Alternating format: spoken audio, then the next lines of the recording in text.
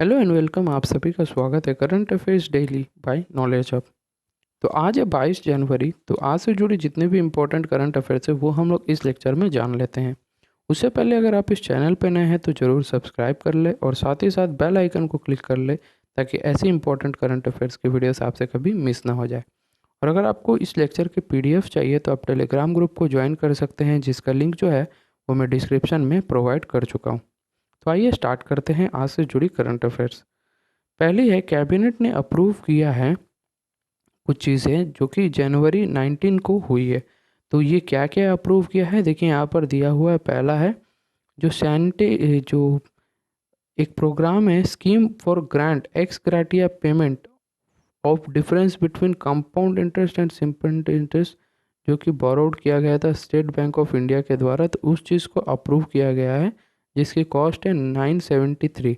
देखिए ये सारी चीज़ें इंपॉर्टेंट आपको नहीं है, जो इम्पोर्टेंट है सिर्फ उतना ही आप लोग पढ़िएगा, बाकी कोई और चीज़ें नहीं मत पढ़िएगा, ठीक है।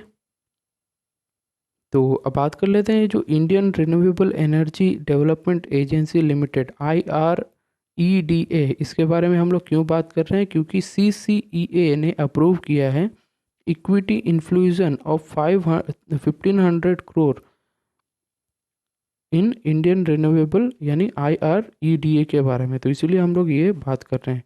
अब इसके बारे में क्यों बात कर रहे हैं, क्योंकि ये एक मिनी रत्ना कंपनी है जो कि कैटेगरी 1 कंपनी है और इसकी जो पेरेंट मिनिस्ट्री है वो है ministry of new and renewable energy.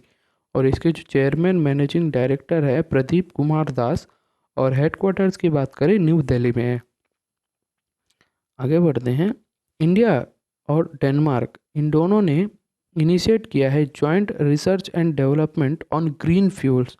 Green fuels यानी विंड एनर्जी हुआ, हाइड्रो एनर्जी हुआ, सोलर एनर्जी, ऐसे जितने भी जो ग्रीन फ्यूल्स हैं इसके ऊपर एक रिसर्च एंड डेवलपमेंट बनाई जाएगी। किसके साथ? इंडिया और डेनमार्क इन दोनों ने एक इनिशिएशन लिया हुआ।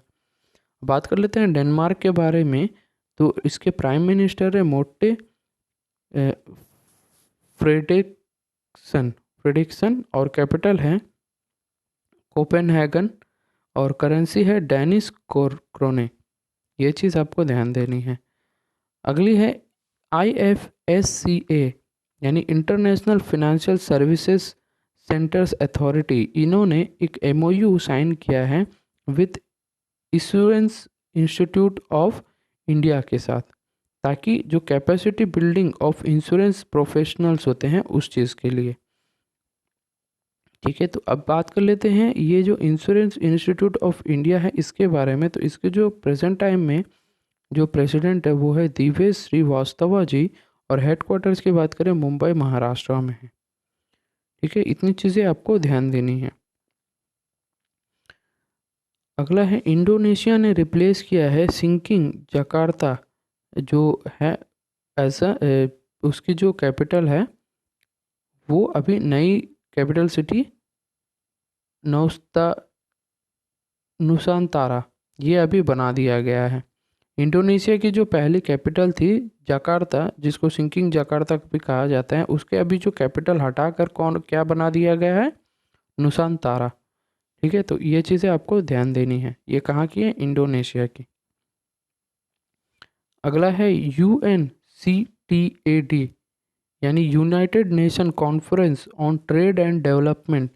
इनके इन्वेस्टमेंट ट्रेडर्स जो मॉनिटर है उसमें ये बताया गया है कि FDI की जो फॉरेन डायरेक्ट इन्वेस्टमेंट है वो फ्लो हो सकती है टू इंडिया। इसी के साथ क्या हुआ, 26% वो नीचे स्लिप हो चुका है, जो कि डिक्रीज हो चुका है। पहले जो भी जितना भी फॉरेन डायरेक्ट इन्वेस्टमेंट आता था, इस बार की बात करें वो 26% वो डिक्रीज हो चुका है। और ये किसका रिपोर्ट है? United nation conference on trade and development, इनके द्वारा रिपोर्ट जारी करते हैं इन्वेस्टमेंट ट्रेंड्स मॉनिटर, ठीक है। अब इसी ऑर्गेनाइजेशन के बारे में बात करें तो इसको एस्टाब्लिश किया गया था 1964 में, और हेडक्वार्टर्स है जेनेवा स्विट्ज़रलैंड में। और सेक्रेटरी जनरल की बात करें रेबेका ग्रीनस्पैन, ये नामक इंसान, ये मैडम है, ठीक है। ये फर्स्ट वुमेन और एक सेंट्रल अमेरिकन है जो कि एज अ सेक्रेटरी जनरल अभी बनी है। अगला है 15th जो ब्रिक्स STI यानी साइंस टेक्नोलॉजी इनोवेशन की जो प्रोग्राम है, जिसकी स्टीयरिंग कमेटी मीटिंग जो है वो इंडिया, इसके बारे में, ये जो 15th ब्रिक्स समिट हुई थी इसके बारे में बात करें तो India to host 5 events in 2022 और China succeeded India as chair for 2022। ठीक है, तो अब इंडिया क्या करेगा, कुछ ऐसे 5 इवेंट्स है जो कि 2022 में जो होने वाला है, कितने 15th नंबर के जो बिग्स science technology innovation steering committee है इस मीटिंग में बताया गया है। और चाइना ने क्या किया है, इंडिया को सक्सीड किया है और जो जो चेयर हुआ था इस बार वो जो कि 2022 में, उसमें चाइना अभी आगे है। ठीक है, इतनी चीज़ आपको ध्यान देना है। अगला है माफ़ करिएगा, अमेरिकन पोएट माया अंगेलू ये बन गई है a first black women to appear on US coin. ठीक है, यानी ये फर्स्ट ब्लैक वुमेन है जो कि US कॉइन में अभी दिख रही है। कौन है? अमेरिकन पोएट माया एंगेलेऊ। ठीक है, इस चीज़ को आपको ध्यान देना है। अगला है RBI ने रिलीज़ किया है RBI DPI यानी डिजिटल पेमेंट इंडेक्स फॉर सितंबर 2021। इसमें बताया ये जा रहा है कि डिजिटल पेमेंट जो है वो 39.64% के साथ बढ़ चुकी हैं। देखिए यहाँ पर कुछ स्टैट्स दिया हुआ है, ये स्टैट्स को आप ध्यान से पढ़ सकते हैं। अब बात कर लेते हैं RBI के बारे में। तो इसका एस्टैब्लिशमेंट हुआ था 1 अप्रैल 1935 को, हेडक्वार्टर से मुंबई महाराष्ट्र में। गवर्नर की बात करें तो शक्तिकांता दास जो कि 25th नंबर के गवर्नर हैं, और डिप्टी गवर्नर 4 लोग होते हैं जिसका नाम यहाँ पर दिया हुआ है। आगे बढ़ते हैं। NSE यानी national stock exchange of India, इनके जो वर्ल्ड लार्जेस्ट डेरिवेटिव मार्केट जो कि बन चुके हैं, यानी उसी पोजीशन को ये होल्ड करते हैं। पिछले 3 साल से ये पोजीशन को NSE ने ही होल्ड किया हुआ है। और साथ ही साथ NSE इंडाइसेस ने लॉन्च किया है निफ्टी इंडिया डिफेंस इंडेक्स।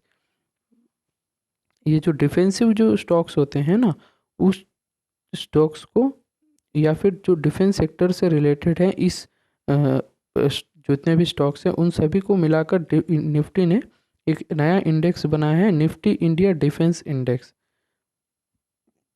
क्योंकि इसकी जो थीम है वो डिफेंस से रिलेटेड ही थीम होगी। तो इस न्यूज़ से 2 चीज़ें आपको ध्यान देनी है, क्या कि NSE world largest derivative market continuously 3 साल से ये वर्ल्ड लार्जेस्ट बनी हुई है। पहली चीज़ तो ये है। दूसरी, एक नई इंडेक्स बनाया है जो कि डिफेंस रिलेटेड यानी डिफेंस के थीम के ऊपर बनाया जा रहा है। अब बात कर लेते हैं NSE यानी national stock exchange of India के बारे में। तो इसको एस्टैब्लिशमेंट किया गया था 1992 में, और इसके हेडक्वार्टर्स है मुंबई महाराष्ट्र में। और इसके जो MD एंड CEO है वो है विक्रम लिमाए। ठीक है, अगला है अमेज़ॉन इंडिया जो है उन्होंने साइन किया है एक MOU with NIF to empower grass root entrepreneurs. जो एंटरप्रेन्योर्स होते हैं उन लोगों को एम्पावर करने के लिए अमेज़ॉन इंडिया ने NIF के साथ एक MOU साइन किया है। ठीक है, बात कर लेते हैं जो NIF यानी नेशनल इनोवेशन फाउंडेशन के बारे में। तो इसको एस्टैब्लिशमेंट किया गया था 2000 में, और इसके हेडक्वार्टर है गांधीनगर जो कि गुजरात में है।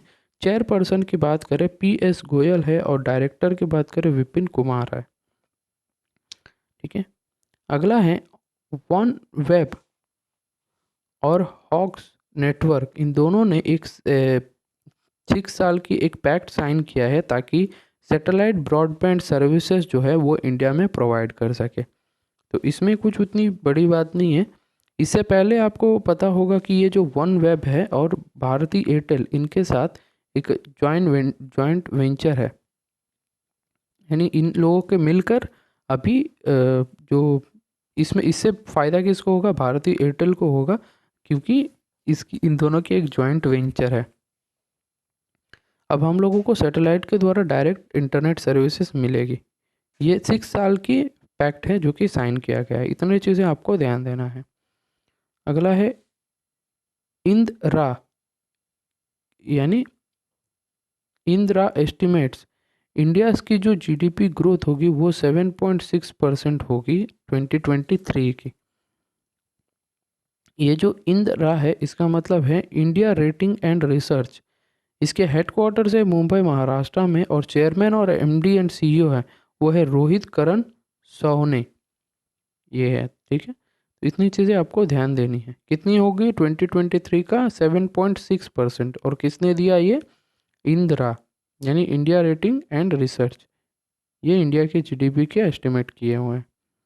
स्मृति मंदाना, इनको ये बनी है 2021 की जो ICC T20 women's team of the year की टाइटल की विनर। कौन, स्मृति मंदाना, ठीक है। तो ये क्रिकेट से रिलेटेड है, आईसीसी से रिलेटेड है। तो बात कर लेते हैं आईसीसी का जो चेयरमैन है वो गेर्ग बार्कले, और हेडक्वार्टर्स की बात करें दुबई यूनाइटेड अरब एमिरेट्स में है, और इसे फाउंड किया गया था 1909 में। अगली है डॉक्टर एल्बर्ट बोर्ला, अभी बन चुके हैं chairman and CEO of Pfizer, जिनको जिन्होंने जीता है 2021 के जेनिस प्राइज को, ठीक है। ये चीज़ें आपको ध्यान देनी है।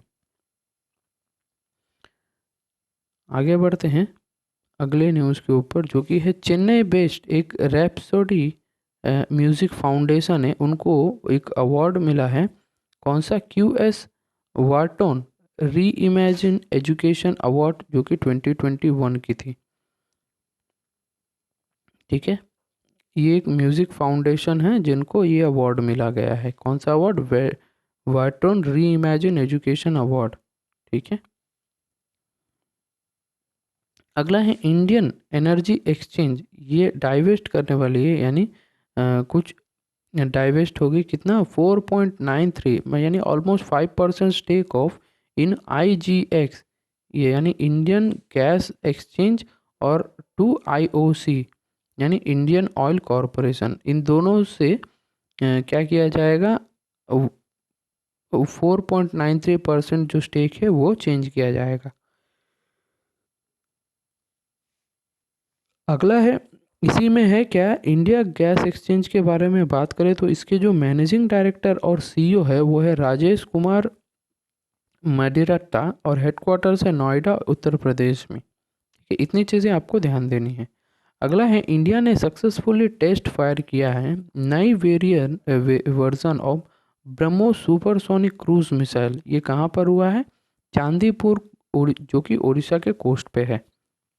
इतनी चीज़ें आपको ध्यान देनी है। एक नई वर्जन है जो कि ब्रह्मोस सुपरसोनिक क्रूज मिसाइल की, कहाँ से, चांदीपुर कोस्ट, जो कि चांदीपुर ऑफ, जो कि उड़ीसा की कोस्ट लाइन पे है, माफ़ करिएगा। न्यू रेन फ्रॉग स्पीसीज, जिसका नाम है ये देखिए साइंटिफिक नाम है, जो भी आप लोग पढ़ सकते हैं, प्रेस्टिमेंटिस गेरतांतु बेरगोए, ये नामक एक साइंटिफिक नाम है जो कि एक रेन फ्रॉग है। ये कहाँ पर मिला था, जो ये कहाँ पर मिला है, ये आपको देना हो, ईस्टर्न पनामा, यानी एक नई तरीके की रेन फ्रॉग है जिसको अभी बनाया गया है, जिसका नाम है, ये यहाँ पर दिया हुआ है, आफ्टर ग्रेटा थनबर्ग, जो है उनके यानी नाम के ऊपर ये नाम रखा हुआ है, ठीक है। इस फ्रॉग का नाम रखा हुआ है, ठीक है। तो इतनी चीज़ें आपको ध्यान देनी है।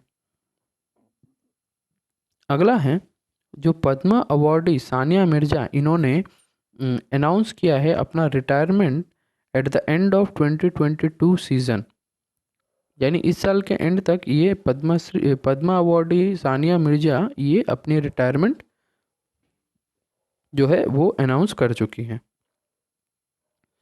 अब बढ़ते हैं अगले न्यूज़ के ऊपर, जो कि है महाराष्ट्र गवर्नमेंट जो कोश्यारी है, जो महाराष्ट्र के जो गवर्नर भगत सिंह कोश्यारी, इन्होंने एक बुक को रिलीज किया है जिसका नाम है the legend of Birsa Munda. ठीक है, अब बात कर लेते हैं महाराष्ट्र के बारे में। तो इसके जो चीफ मिनिस्टर है अभी उद्धव ठाकरे हैं, और यहाँ पर कुछ इंपॉर्टेंट वाइल्ड लाइफ सेंचुरीज और टाइगर रिजर्व है जो कि आप यहाँ से पढ़ सकते हैं। अगला है त्रिपुरा ने सेलिब्रेट कर रहा है 44th कोकब्रोक बोरोक डे, जो कि 19 जनवरी को हर बार सेलिब्रेट किया जाता है। कहाँ पर? त्रिपुरा में। डे क्या है? कोकबोरोक डे, जो कि इस बार कितने भी नंबर की है? 44th नंबर की। ठीक है, इसी के साथ हम लोग आज के जो करंट अफेयर्स है उसे हम लोग कंप्लीट कर चुके हैं। और अगर आपको ये वीडियो अच्छी लगी है तो ज़रूर आप इस वीडियो को लाइक कर सकते हैं, शेयर कर सकते हैं उन बच्चों के साथ जिनको ये वीडियो की ज़रूरत है, और जितने भी आपके एजुकेशनल ग्रुप्स है वहाँ पर। और साथ ही साथ अगर आप इस चैनल पर नए हैं और अभी तक आपने इस चैनल को सब्सक्राइब नहीं किया हुआ है तो ज़रूर सब्सक्राइब कर ले, साथ ही साथ बेल आइकन को भी क्लिक कर लीजिएगा। और अगर आपको इस लेक्चर की पीडीएफ चाहिए तो आप टेलीग्राम ग्रुप को ज्वाइन कर सकते हैं, जिसका लिंक जो है वो मैं डिस्क्रिप्शन में प्रोवाइड कर चुका हूँ। तो मिलते हैं अगले वीडियो में, तब तक के लिए जय हिंद।